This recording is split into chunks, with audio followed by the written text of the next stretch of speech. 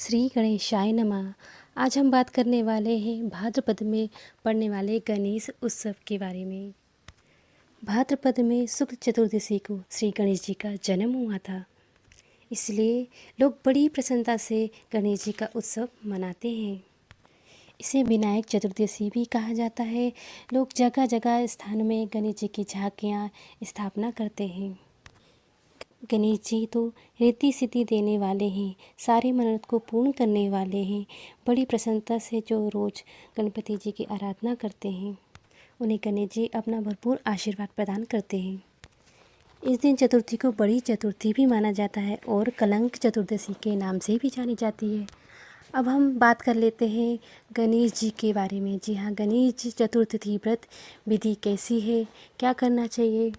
ये व्रत तो ये पुरुष और नारी दोनों ही कर सकते हैं, पर ज़्यादातर स्त्रियां ही करती हैं। स्त्रियां को चाहिए कि जिस दिन व्रत रहे तो प्रातःकाल उठकर स्नान आदि से निवृत्त हो जाएं। तत्पश्चात श्री गणेश जी की मूर्ति व अपनी इच्छानुसार सोने, चांदी, तांबे या मिट्टी के आप बनवा लें। जिस दिन चतुर्थी व्रत हो तो नारी को चाहिए सच्चे मन से संकल्प ले, गणेश जी के सामने अपना व्रत को अनुष्ठान करने के लिए प्रार्थना और सारा दिन गणपति जी का नाम जपते रहें। तत्पश्चात घर में कलश की स्थापना करें।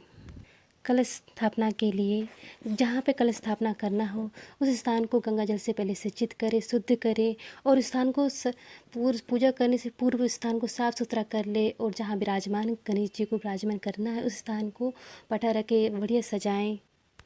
उस स्थान को शुद्ध करके कलश के नीचे पहले चावल का ढेर रखें, उस पर कलश रखें। कलश के अंदर गंगा जल डालें। गंगा जल डालने के बाद नारियल, सुपारी, चावल, फूल और दुर्बा और एक सिक्का जरूर डालें। उसके पश्चात कलश के ऊपर नारियल को रखें। नारियल को कच्चे धागे सूत्र से 3 बार लपेट लें।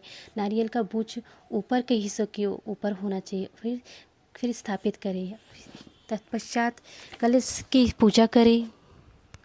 कलश पूजन के बाद हमारे श्री गणेश जी को विराजमान करें। विराजमान करने से पहले उस स्थान को गंगा जल से सींच करके जी को स्थापित करें। गणेश जी को स्नान करावे।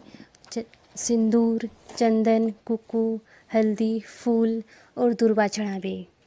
गणेश जी को भोग में लड्डू, मोदक जो आपकी इच्छा अनुसार आप चढ़ाना चाहें चढ़ा सकते हैं। गणेश जी को 21 लड्डू चढ़ावे। 21 लड्डू में गणेश जी को 5 लड्डू चढ़ावे, बाकी रखे सबको आप बांट दें। रात आरती करें।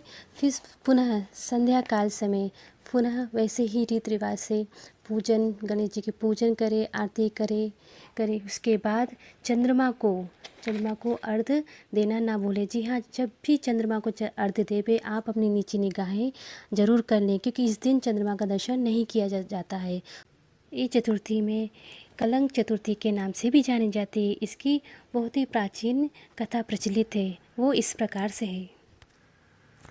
बहुत समय की बात है, गणेश जी, हमारे बाल गणेश जी अपनी नटखट हरकतें, क्रियाकलाप के द्वारा व अपने ज्ञान के द्वारा बड़े ही सबके लाडले थे। गणेश जी माता पार्वती के अत्यधिक लाडले। जब भी माता पार्वती जी लड्डू बनाती, गणेश जी अत्यंत ही खुश हो जाते थे।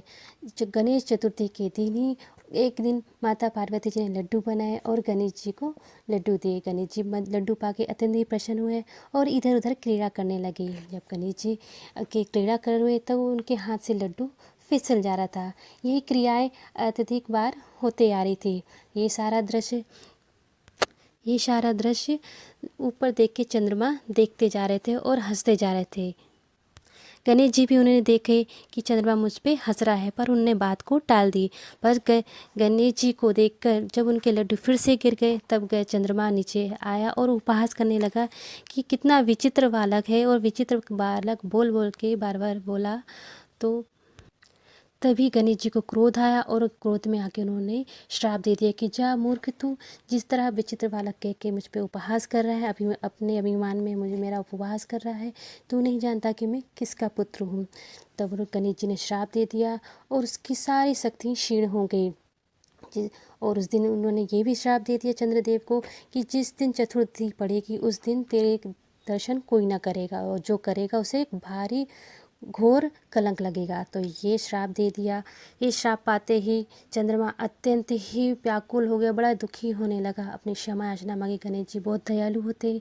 गणेश जी तुरंत ही उन्हें क्षमा कर दिए और बोला कि श्राप तो टाला नहीं जा सकता, लेकिन जिस तरह तुम घटोगे उस तरह धीरे धीरे बढ़ते भी जाओगे और स्वरूपवान भी बन जाओगे।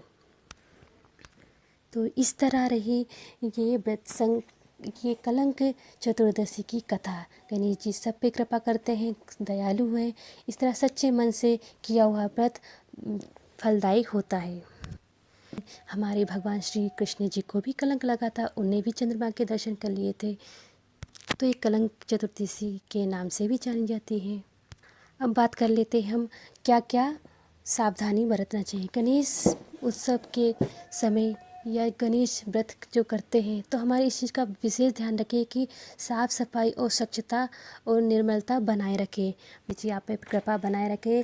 आप सभी को गणेश चतुर्थी की बहुत बहुत बधाई।